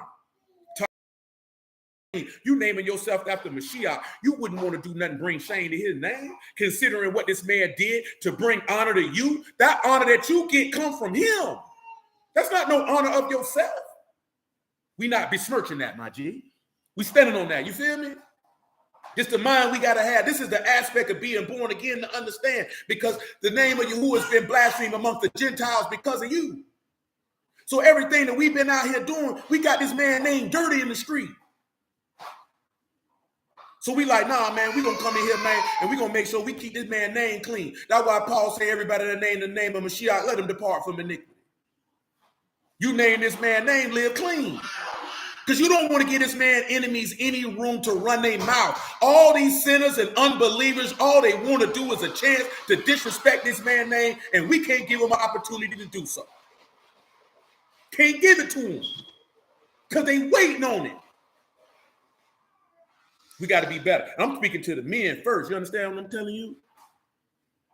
Because I put that onus on us. I don't put that onus on no woman to do that. That'd be the biggest problem. You want women to do what you're supposed to be doing. You don't put that on her shoulders. You don't look for her to fix nothing. She ain't your mama. You a grown damn man. That's why you got to stop listening to these beta male sent man Johnny's out here, man, and understand, son. You a man, bro. You got to stand up and be a man. You got to stand up and be a man, man. When we sitting around here crying, well, the women ain't doing this. She ain't your woman. Why you care? They ain't got nothing to do with you. You just focus on what you're supposed to be doing. And the women who up under your authority. I don't care about what that woman over there doing. They ain't got nothing to do with me. If she want to behave XYZ, that's her business. She come in my personal space with it, I'm going to let her know, hey, baby, I don't fool with that type of behavior. You're going to have to take that behavior over there. Because we don't do that over here. That's all you got to do. It ain't hard. That's another thing, too. I told you about it. You better watch these grown men always on the internet crying about women all day, man. That junk ain't normal, man. That nigga crying about women because he a goofy. Men don't cry about women because they don't have negative experiences with women like these niggas have it. All you got to do is sit down with a man who carry himself with the comportment of an honorable man, and I guarantee you, he can tell you that he don't have these negative experiences with women that these dudes be online crying about. She don't listen. So if you know she don't listen, why you still dealing with her? That's what I don't understand. If she ain't giving you what you want, why you still dealing with her? Why you gonna marry a woman you know ain't doing what you want her to do? Why would you do that? And then cry about it. You'd have done it. She been who she was. You supposed to be smart enough to say, no, I don't want that. No, I'm straight. You think you who finna sit around and marry a man who don't want to obey, who don't believe it, who don't listen? You think he finna do that? He gonna be like, no, I'm finna dust my feet off, and I'm finna slide. I'm not fooling with this man. Because I done told him what I wanted. I done manifested what I wanted, and he say he don't want to do that. That's fine. You ain't got to do it. I'm gone. We be damn fools, and I'm going to get her to obey. You done it. You deserve everything you get. Because you stupid. You already knew who that was before you married her. You thought because you married her, she was all of a sudden going to become a wife? She wasn't a wife when you met her. And I say that in the context of, we can be sinners, right? And you can hear the word. And if that word touch your heart, you're going to move to become a wife. You understand what I'm telling you? You're going to move to become a wife so you can be joined to your husband. You're going to seek to be born again and become that chaste virgin. So you can be betrothed to her Mashiach so that you can be at the marriage supper of the Lamb and toast with him. You dig? But if you're not a wife, when you hear that word, you're going to reject it. You're like, I'm not doing that. And he's going to see that you're not a wife and he's going to keep it moving. He ain't going to try to make you be with him. He's going to be like, fine, you've made your decision. I make mine. It's not hard. It's really not. You know how much peace you'll have in life if you just leave people alone who don't want to do what you're asking them to do? You think the Lord in heaven is stressing out because niggas don't want to obey him? He don't care. I'm telling you, you can see it in the text. He don't care. He would prefer that you repent and be saved. But if you choose not, he ain't losing no sleep up. He ain't losing no sleep about it. Because he's going to focus on those that are his. He ain't focusing on those that aren't. That's the beauty of it. That's the beauty of it. When you his, you got his undivided attention and focus. You got his unwavering love, his manifold mercies, his long suffering, his graciousness, his goodness. You get all that. But when you don't love him, you don't get none of that. Nor should you. Why should you get benefits that you don't deserve? You don't get none of that. And I say you don't deserve them because you don't believe. It's a lot of brothers keep the law and they're not going to get the benefits from this man because they don't believe in him. They don't trust in his word. They don't love this man with a perfect heart. You can see that in the law. It say, yeah, he kept the commandments, but not with perfect heart. And when them kings got tested, they folded. Joanne. I see you. Little cheesing, baby. Yeah, little cheesing, baby. 16 and 6. All right now, Joanne. Come here, Joanne. Acts 16 and 16. And it came to pass as we went to prayer, a certain damsel possessed with a ruach divination met with us. Amen, Jake. Which brought us masters much gain through soothsaying. The same followed Paul and us and cried, saying, these men are the servants of the Most High Alahym, will show unto us the way of salvation. And this did she many days. But Paul, being grieved, turned and said to the ruach, I command you in the name of Yahushua HaMashiach to come out of her. And he came out that same hour. And when her master saw that the hope of their gains was gone, they caught Paul and Silas and drew into the marketplace unto the rulers and brought them to the magistrates, saying, these men, being Yahudim, do exceedingly trouble our city and teach customs which are not lawful for us to receive, neither to observe, being Romans. See, let me tell y'all something real, man, as you can see right here in that Acts 16 to 20. See, that word wasn't for the whole world, man. Them people didn't really care what we had going on. See, that's one of the biggest misnomers. And I'm not saying that as forth as what Bruce talking about. The laws was only for Jacob. That's not what I'm talking about. What I'm talking about is the administration and ministering of the word at that particular time was not something that every nationality under heaven was participating in. They had their own customs, they had their own gods, and they lived by that. So when they seen him, they were just like, hey, he causing us to lose money because they trying to teach us to do something different than what it is that we do, and we don't want nothing to do with that. And guess what? Them Yahudim during that time, they was cool with that. I'm going to drop this word on you, but if you don't want it, that's fine. We're going to slide, though, but you're not going to say that you didn't hear. See, one of the misnomers is we look at the times of antiquity with the word like it is now, that everybody's got a church and everybody has a Bible, and that's not how that was at that particular time. If they wanted the word of Yahuwah, they had to holler at a Yahudim to get it. And if they received it, they received it. And if they didn't, then they didn't. Because these people worship other gods. That's how they live their life. And they still worship these same gods from antiquity now with the same rituals and rites. But you know what we lazily call it? Illuminati and devil worship. These people been worshiping the gods of antiquity. Jeremiah told you that. Have a nation changed their gods? These people ain't stopped worshiping who they've been worshiping. They just did it under another name. They ain't stopped.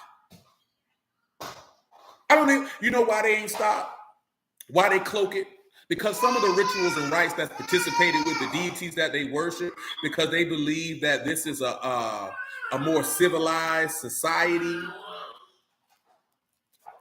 that they can't get away with doing some of the things that they did in antiquity that people wouldn't necessarily get in an uproar about.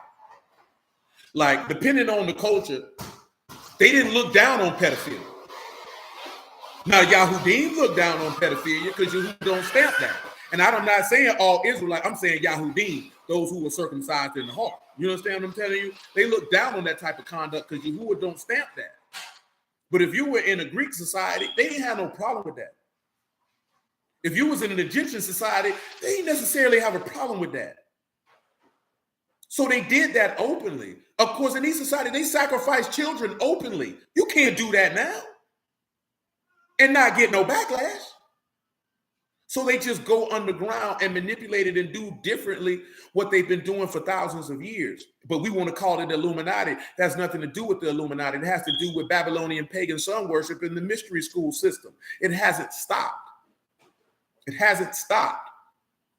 And that's what we're deluding and deceiving ourselves. And when you run across people say Illuminati, Illuminati all the time, that's just a lazy-minded individual because that's just easy to say versus understanding these people still worship Molech. They still worship Bacchus. They still worship Horus. They still worship Kali Ma. They still worship Baal. They still worship Ashtaroth. We just think, oh, it's Easter, the Astor pole. Oh, it's deeper than that, my G. Easter is a light thing for them. May 1st is the highest day on the satanic calendar. You know what I'm talking about? That's the highest day. Human sacrifice is required. And of course, you've seen people come up dead the Monday after Easter. That's what you don't understand with these pagan deities. Human sacrifice is required. Yahuwah never required that. Well, why was his son died? Because somebody had to pay the price that Adam paid. Adam paid with his life. So a man had to come pay with his life to get death off of you. You can't get death off of you with no bulls and goats talking about I repent.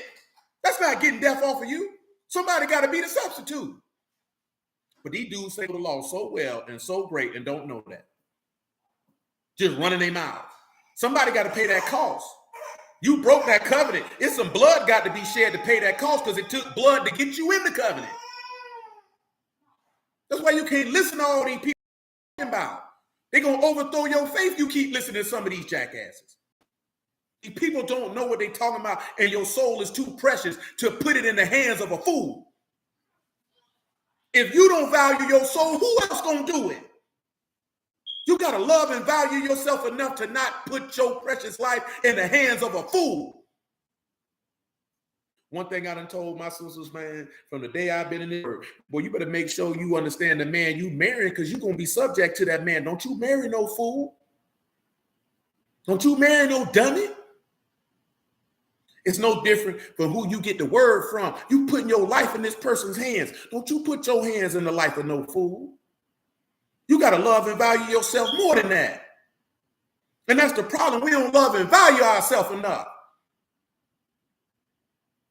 I done told y'all 1,000 times. I'll tell you 1,001. I thank Yahuwah for my daddy, for my granddaddy, for my grandma, for my mama, for my auntie, because they love me, man. You understand what I'm telling you?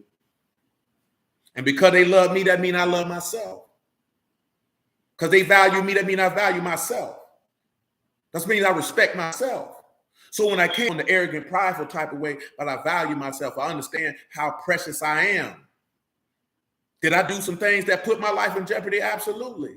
But I knew what I was doing. I knew the decision and the risk that I was taking. But you got to love yourself. You got to respect yourself. You got to value yourself.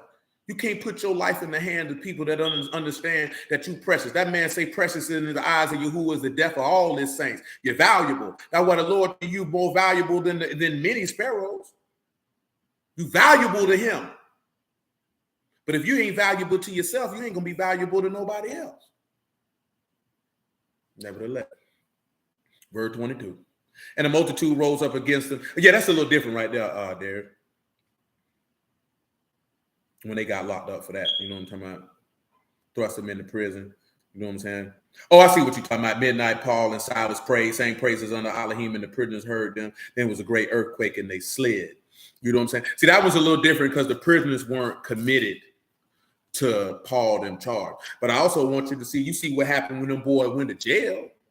They wasn't crying, talking about free me. Because I done told y'all before, if I get locked up for the word, man, don't come down there protesting about me, man. Because I ain't going to be in there crying. I'm going to be doing exactly what Paul and Silas were doing. I'm going to be praying and singing to Yahuwah. Don't come talking about free me.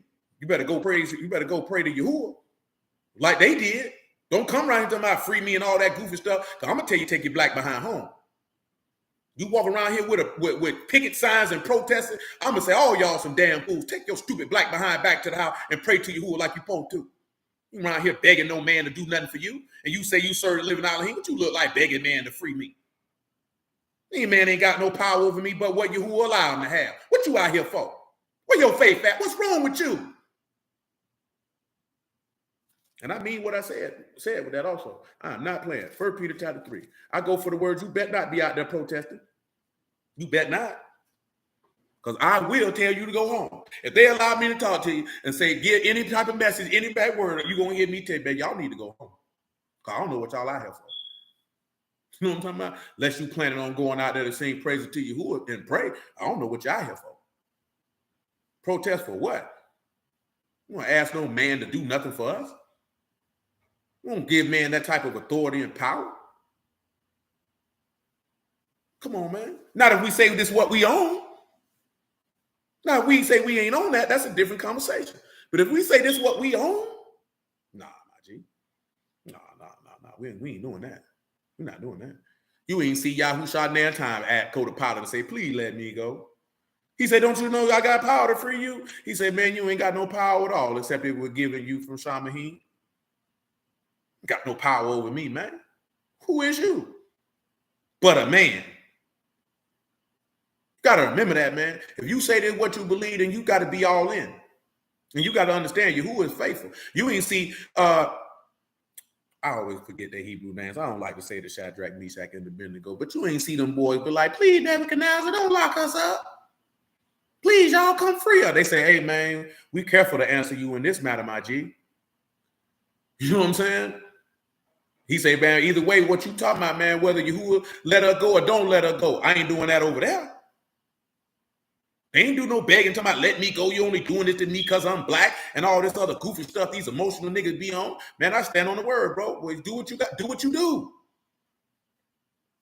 know what I'm saying? Do what you do. Daniel ain't do none of that. Do what you do. Don't put no fear in my heart. Do what you do.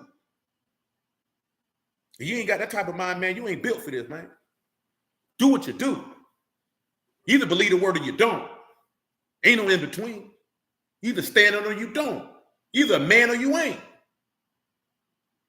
Jedediah, look good, young soldier. 1 Peter chapter 3, man, verse 17. For it is better if the will of Alahym be so, that you suffer for well-doing than for evil-doing. For Mashiach also have once suffered for sins, the just for the unjust, that he might bring us to Alahym, being put to death in the flesh, but quickened by the Ruach, by which also he went and preached to the Ruachs in prison. And when we slide over here to 1 Peter chapter 4, and we look at verse 5, who shall give account to him that is ready to judge the quick and the dead? For this cause was the Basar preached also to them that are dead, that they might be judged according to the men in the flesh, but live according to Alahym and the Ruach. You know what I'm saying? So what is that telling you? That Yahushua was put into the prison, and he was the keeper of the prison, and all those who were in the prison, their works were committed to him. So when you see that him going to the priest, to the spirits in prison, all those men got an opportunity to hear what we got to hear. Because remember what he told his apostles? He said, many righteous men have desired to hear what you heard and haven't heard it. You know what I'm saying? When you talking about Yahushua in the volume of the book, you understand what I'm telling you? When you talking about the testimony of a Mashiach, man, the witness of everlasting life, well, the people who came before us, they didn't get to hear that. Do you understand how blessed you are to be born after this man resurrected from the dead than before? Because you got an opportunity that they didn't get. Now, yes, by the goodness and mercy of Abba and Shamahim, he allowed the son to preach to the Ruachs in prison. But see, you got a different manifestation. You got to participate in a greater covenant off the top. You got the access to eternal life off the top. That's a blessing. Take advantage of. You got people like, I wish I was alive during the Lord time. I don't. I'm glad I was born when I was born, to get the opportunity to receive that great gift of everlasting life through the witness of Yahushua HaMashiach. I praise you for it. I sure do. I'm glad I was born in the dispensation of time that I was born, because I got an opportunity to do something that many don't get an opportunity to do. We got 12 minutes because I was kind of moving a little late, because we at 9. We usually stop at 9 on Wednesday, but Friday and Saturday is unlimited. It's till I just feel like stopping. And I'm talking about for the YouTube screen, because not Clubhouse. I'm really talking about the YouTube screen. Clubhouse is contingent on the participation of the listeners, but the YouTube stream is going to stop. And if y'all want to get on Clubhouse, on YouTube, it's the same name as the YouTube channel. Don't that change. So, of course, let me get this other part in Genesis, man. Yeah, and it'd be, see, the Mishael and Azariah be in my mind. It'd be one of the two. It'd be either Hananiah or Azariah that always slip out my mind. And I'd rather not say it at all than say it wrong. But I appreciate you, Brother Marlon. I want y'all to look at one thing, because we're dealing with him coming out of prison to reign. And I do need to hit the one thing about yeah, I know where it's at, but I don't be wanting just to turn to it. You feel me? But for those of you who don't know where it's at, he just put it up there for you, Daniel 1-7. All that. So y'all know Joseph was in prison, had a dream.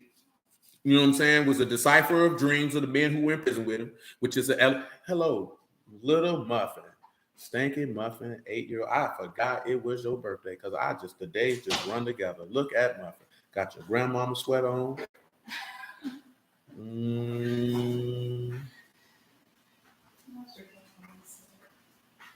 Oh no.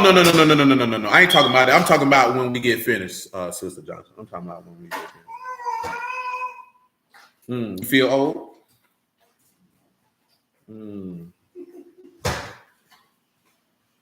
No, don't feel bad, mother, because all these doggone children around here, I ain't gonna lie to you. If your mama ain't want to throw no birthday party for your sister, I might have not even remembered that would come up. I'm serious. The only thing that I know always that I can remember Joanne's birthday because it's the day after my auntie died. But you don't know who she is. Because she's been dead a long time. 23 years to be exact. But you don't care nothing about that because you got French fries in your hand.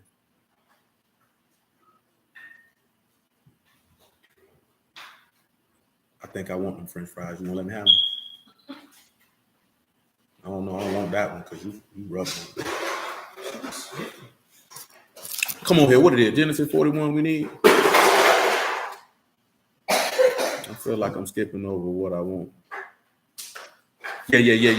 Genesis 41-37, right? So, of course, you know, Joseph comes out of prison, right? And, of course, those of you who've been around here, you know this is representative of what happened to Mashiach. Yeah, don't never worry about that, Sister Johnson. They done changed the Clubhouse format.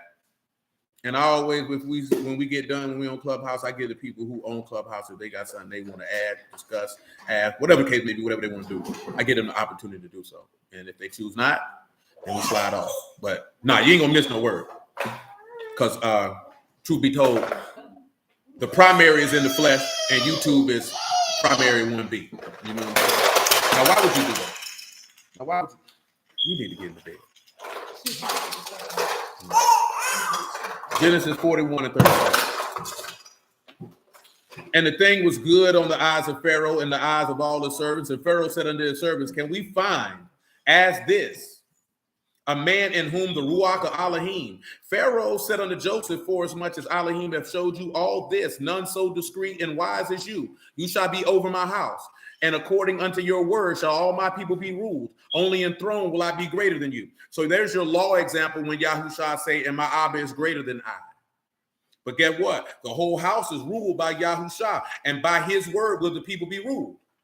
Now that's also dealing with an aspect that we done already discussed when the new heaven and new earth come, because the kingdom of Hamashiach and the kingdom of heaven are two different dominions. They are not one and the same. The kingdom of Hamashiach has certain things in it. The kingdom of heaven is something totally different. What is it different? The kingdom of Hamashiach is for one day, aka 1,000 years. After that one day, he delivers the kingdom up to his father, which is the kingdom of heaven. That's when New Jerusalem come down from Shamahim. A new heaven, a new earth is made. And everybody will live eternally in that particular kingdom. And there will be no sinners. There will be no death. There will be no sun. There will be no moon. That is two separate things. You know what I'm saying? We didn't discuss that before. If people don't understand, we can discuss it at a later date. Verse 41. And Pharaoh said unto Joseph, see, I've set you over all the land of Israel. Pharaoh took off his ring from his hand and put it on Joseph's hand, and arrayed him in vestures of fine linen and put a gold chain upon his neck. And he made him to ride in the second chariot which he had, and they cried before and bowed the knee, and he made him over all the land of Israel. So you see when he say he put him in the second chariot, that's pointing to you that Yahushua sits at the right hand of the Father. And when you see bow the knee, that takes you to every knee shall bow and every tongue shall confess. Because it's bearing witness to that which is coming later, which is why when Yahushua rose from the dead, the same thing that Joseph's brothers did when he told them that he seen 11 sheaves, give obeisance to him. When he resurrected from the dead and his apostles seen him and he said, all hail, and they all bowed the knee. Because you got dudes tell you ain't supposed to worship Yahushua. Well, you bow the knee to the king. Well, you supposed to give worship and reverence to your king. You ain't a man. You's a fool if you don't understand that. So you're going to see the king and don't give him proper respect. wrong with you? That's how you know a lot of these boys not going to make it, because they really telling you they just like the men in Samuel, the men of Belial that said, man, this all ain't our king. We ain't buying down to him. Let me show you what I'm talking about. Come over here to 1 Samuel chapter 10. See, you got a lot of these boys, they got the minds of these men of Belial. You know, if you a son of Belial, boy, you've been rejected. You a worthless child. Don't be no son of Belial. You just a worthless child. See, it's right over here, man, 1 Samuel chapter 10, you know what I'm talking about, verse 25. Then Samuel told the people the manner of the kingdom and wrote in a book and laid before Yahuwah. Samuel sent all the people away, every man to his house. Saul also went to Gibeah, and there was men with him, a band of men whose hearts Alahym touched. See, that's the same token when you see Yahushua with the apostles. These were men whose heart Alahym touched, and they went with him. It's the same token with us. We can't go with the king unless Abba and Shamahim touch your heart for you to go with the king. You dig? If you don't do that, you can't do it. It's going to be difficult for you to pull that off. But if he give you the heart to do it, you're going with him. Listen what the next verse says. But the sons of Belial said, how shall this man save us? And they despised him. And they brought him no presents, but he held his shalom. That's how a lot of people look at Yahushua. How this man going to save us? We still in captivity. Shut up. You don't make sense. Because you don't know what he came here for. He came here to save you from the one thing that no one can save themselves from, according to the book of Ecclesiastes, and that's the battle and the discharge of death. But you don't value that. And that's our problem. You didn't value what he came here to do. You didn't value that he came to make a reconciliation for iniquity. You don't value that he came to make an end to sins. You don't value that he came to make you just like your Father in heaven. You don't value that. So that's why you run in your mouth. And I'm not talking about y'all specifically. I'm talking about generally. So, of course, you know, let me hit this other aspect of him going to jail with Capia, man. Come over here to John 11:45. We were talking about this last night, man. You know what I'm talking about? See, one thing about it is you'll get exposed for what you value by what you go after and what you put your heart and your mind on and the things that you discuss. It shows what you hold important. You know what I'm saying? See, a lot of people like, you can't know no man's heart. You a lie if you ever told one. The book tell you that the word is a discerning of the thoughts and the intents of the heart. If you want to know what a man's heart is, all you got to do is watch his actions. That's all you got to do. If you want to see where a man's mind is, just watch how he lives. I don't care what you say out your mouth. But there's no action that the heart can hide because it's going to manifest itself. It's only so long that fake thugs can pretend. It's only so long you can pretend to be something that you're not before your actions belie you. We just be so in a rush to give people credit before you actually take the time to see who they actually are by what they do. You want to know people who've been dedicating themselves to what it is they do for a living? You'll be able to see that by the fruits of their labor. You want to see if somebody diligently been seeking this man's word? You're going to see it by, do they bring forth fruits meet for repentance? There has to be evidence. If you don't see the peace, if you don't see the joy, if you don't see the long suffering, if you don't see the gentleness, if you don't see the goodness, if you don't see the meekness, if you don't see the love of Alahym, the self-control, the peace, the joy, then the word of God ain't in them. What's wrong with us? You think of somebody talking it? There needs to be evidence. Where's the proof? Your life is the proof. Your works is the proof. If the evidence ain't there, I can only rightly judge that God is not with you. What other conclusion am I supposed to come up with? A conclusion that makes you feel better? I'm not that dude. I'm not going to lie to you. I'm not going to tell you what you want to hear. I damn sure don't want you to tell me what I want to hear. Why would you want that? Why would you want to feel comfortable in mediocrity? Why would you want to be comfortable in failure? Why would you want to be comfortable in sin? Because that means you will be comfortable in death. Why wouldn't we want to be comfortable in life, which is a byproduct of the faith of Yahuwah? Like, we have to sit back and look at the people who teach us the word. They teach us to be comfortable in sin. That means they hate you. That means they want death on you. There's no life in sin. Why would you want somebody to tell you, you ain't nothing but a sinner? You ain't never going to be nothing but a sinner. We're supposed to be striving to be the sons and daughters of the living Alahym. Why would you want somebody to put that in and let you be comfortable there? That don't make sense. Never let anybody make you feel comfortable with being lesser. Don't let nobody make you feel comfortable being mediocre. Don't let nobody make you feel comfortable in being a failure. And don't let nobody make you feel comfortable in being a sinner. You are capable of achieving the levels of success that you seek to achieve in your life if you who permit and you allow yourself to put in the work. And I ain't talking about keeping no laws put in the work, because the laws, that's your reasonable service. That's nothing. You know what I'm talking about? This man laws ain't hard to keep.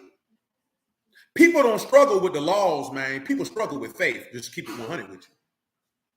But we like to blame it on the flesh, but it's really the doubt. And the doubt is what allows you to lean to the proclivities of the flesh and to partake in sin. And that's why a lot of people struggling with this word, because nobody is strengthening people's faith. So therefore, yes, they're going to struggle in the flesh because they're going to lean on what makes them feel comfortable in times of doubt. But we don't want to have them conversations. Man, I ain't never seen TD Jake Day in my life. You know what I'm talking about? But I'm just telling you what's real, though. You know what I mean? Like, you got to pay attention to that. You got to pay attention to that. You feel me? Now, we just don't go. We don't go for no mediocrity there. You know what I'm saying? Because you ain't got to be average. When I say average, meaning just settling for less in your life. If you don't achieve it, at least you did what was necessary to get it. You put in the work. You did everything that was in you possible to achieve something. But we ain't finna sit around here and tell somebody, yeah, cool, bro, you'll always be a sinner. No, I ain't telling you that. No, I'm not telling you that. You feel me? I'm not telling you that. Because I don't want you to die. I want you to live. We live according to faith, and through the faith, we live according to that faith, so we're going to keep his instructions. You feel me? But nah, man, don't make nobody let you feel comfortable in that. Because when you get comfortable in sin, you'll never want to come out of it. You'll never want to come out of it. And we're not with that. We want to be free. We want to be free.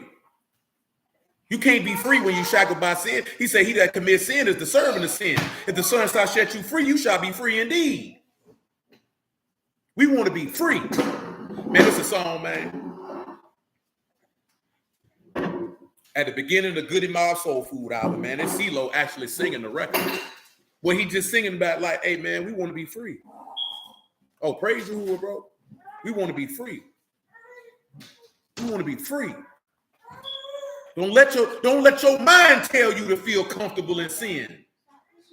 Let me tell y'all something, man. I told y'all that before. I did 4.5 years up that road, man. Literally, physically accosted by my own works. You understand what I'm telling you? The white man didn't put me in prison. I put myself in prison. I chose to sell crack. I got caught with it. I was willing to go do that bid. You understand? So I'm sitting in this doggone, in this dorm, or in this cell, understanding that I am the servant of the sins or the works that I did. I got to serve my oppressor behind this razor wire fence. I got to serve this man in here. I got to get up when he say get up. I got to go when he say go. I got to eat when he say eat. Like straight up and down. And boy, I was waiting on that ES date. And boy, when I got up out of there, boy, I was free. And I ain't been back to jail, prison, or the back of a police car in 14 years. You understand me? Because I'm like, nah, boy, I can't be accosted like that. I got to remain free. And then a month after getting out of prison, you understand me? Boy, I get put on the word. And you think, oh, now he let me know, boy, now I'm finna free you from sin. You got free from prison. Now I'm finna free you from sin. And you think I'm finna go back to jail? Boy, you crazy as all outdoors, man. Boy, when you done lost your freedom and you get a chance to experience freedom, you a damn fool to go back to being in bondage. That don't make no sense. I'm not going back to shackles, man. I done been in shackles before, my G. But that junk is humiliating. That your people got to sit there in a courtroom and look at you and you got shackles on your hands and feet. Well, that's the same way it is if they see you and you claiming you and you in sin. You standing in the courtroom with shackles on your feet. You can't even move how you want to move. You ain't free. You got to get free. That's what being born again is all about, man. You getting free from sin. You getting free from death. You getting free from the flesh. You free from the lust and desire of the world. It ain't got no weight on you no more. It ain't got no pull on you no more. Because now your weight and pull is in Alahym and the things that's eternal. Man, we ain't fooling with this stuff no more. Man, I ain't sold no crack. I ain't even thought about selling no crack since I've been home. I ain't selling no dope. I'm like, man, I'll sleep up on the underpass before I go back to prison. I'm not finna go in no room with no 72 dudes. And you think I'm finna go back to a position of being in sin and being surrounded by wicked people? Man, I ain't doing that. I ain't doing that. I'm finna get ready to get y'all out of here, man. I don't even remember. Oh, John 11:45. Man, I hit the joint for you, man. I don't know. There it is. Hold on, Daryl. Let me finish this last part, man, and you can take off. Then many of the Yahudim which came to Mary had seen the things which Yahushua did, believed on him. But some of them went their way to the Pharisees and told them what things Yahushua had done. Then gathered the chief priests and Pharisees and councils and say, what do we? For this man do many miracles. If we leave him thus alone, all will believe on him, and the Romans shall take away both our place and nation. See, we discussed that right there already. All they cared about was power. See, the scribes and Pharisees only cared about power. They didn't care about the people. They cared about maintaining their power.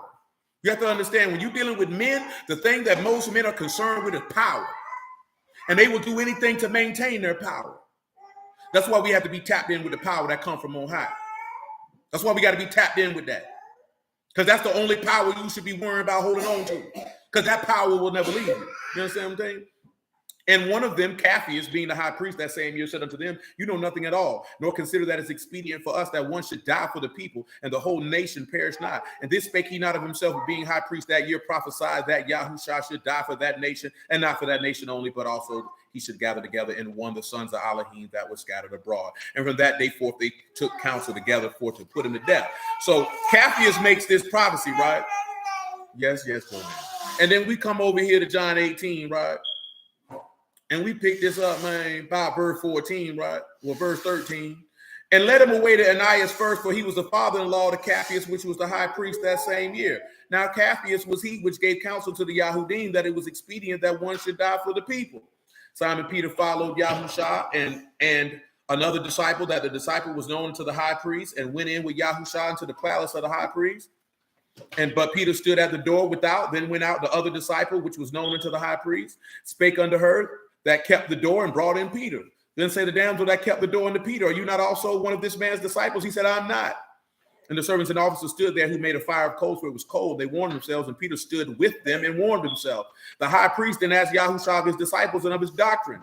Yahushua answered him, I spake openly to the world. I ever taught in the synagogue and in the temple, whither the Yahudim always resort. In secret have I said nothing. Why ask you me? Ask them which heard me what I've said unto them. Behold, they know what I said.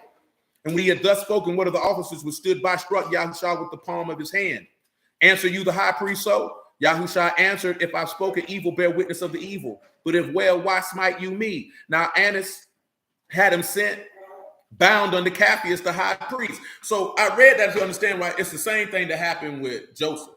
But Capheus prophesied that this man should die for the people, then locked him up. Put him in prison. But remember, he come out of prison to reign. So Joseph went into prison to came out to have rule and to reign. And as he told his brothers, what you thought for evil really was for good, to save many souls alive. Yahushua go to prison by Capheus and then go to prison by the grave, because what they thought to be him to be evil ended up being good, to save many souls alive.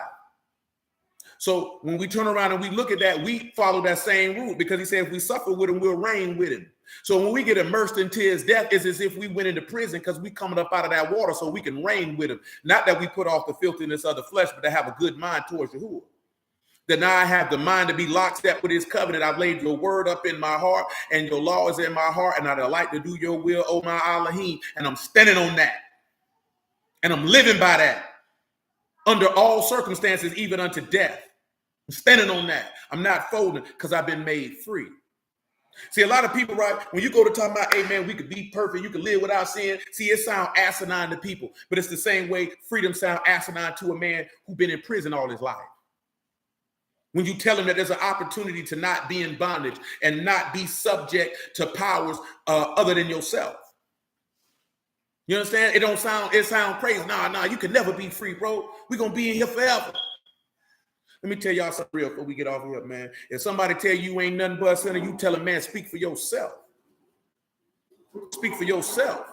My Alahym came to set me free. I laid on to the hem of his garment and said, we heard the Alahym with you. I'm going with you. And then going with him, he set me free. I'm no longer subject to lasciviousness, adultery, fornications, evil eyes, blasphemies, murders. I'm not subject to none of that. I don't live by that. I don't do none of that. I put that off of me, man, to put on a new man. Put on a new mind. I don't live by that. I've been born again. I don't do none of that, my G. I've been born according to the word. Remember, we talked about that, man. This man not taking care of children that are not his. Remember what Peter told you. You got to be born of incorruptible seed, not corruptible seed. And the seed is the word of Alahym. You got to be born of the word, man. When you born of the word, you're going to produce the fruits thereof. But if we don't produce the fruits thereof, then we're not his offspring. That's why we literally say offspring. Well, what are you springing off of? You're springing off his seed. And when you're springing off his seed, then that means that you would be in his likeness and in his image. You feel me? And when you're in his likeness and his image, then you're going to produce what it is that he is. And he declared who he is in Exodus 34. Yahuwah Alahym, merciful, gracious, abundant with goodness and truth, long-suffering, forgiving sin and iniquity, but by no means clearing the guilty. That's what the byproduct of what it is. Because when you live according to this flesh, you live according to your lust. So guess what? We got to put off the flesh and put on Yahushua HaMashiach to make no provisions for the lust thereof and live according to the will of Alahym and not to our own lust. The word is not difficult. We make it difficult because we resist his power to fulfill our own desires. But hallelujah for Yahushua in the word, man. I appreciate y'all time. I bless y'all the house of Alahym in the name of Yahushua. Love y'all. Appreciate y'all, man. Yahuwah willing, man. We're going to be back at it Friday night, 8 p.m. You know what I'm talking about? And make it do what it do. But go ahead, Daryl. You good, my G. Hey, man, it ain't nothing else left to say, brother. You done burned this daggone platform up. All I can say is spell thousand THOUSAND. Get your cash apps out. No, they ain't got to do that, man. They ain't got to do that. You know what I'm saying? No, they good on that. You ain't got to give me a Russian nigga, man. I get out here and get mine off the muscle. You feel me? You know what I'm talking about? Y'all willing? I'm going to finish a job tomorrow. That's going to pay me pretty well, but I got bills to pay, so it's going to be gone. But nevertheless, by the grace of Alahym, I got a couple more coming right behind it. You know what I'm saying? That's going to play pretty handsomely if the Lord allow. But yeah, if any of y'all want to come up on the stage, say any piece, man, you can do that, man. You know what I'm saying? Like I say, this is cause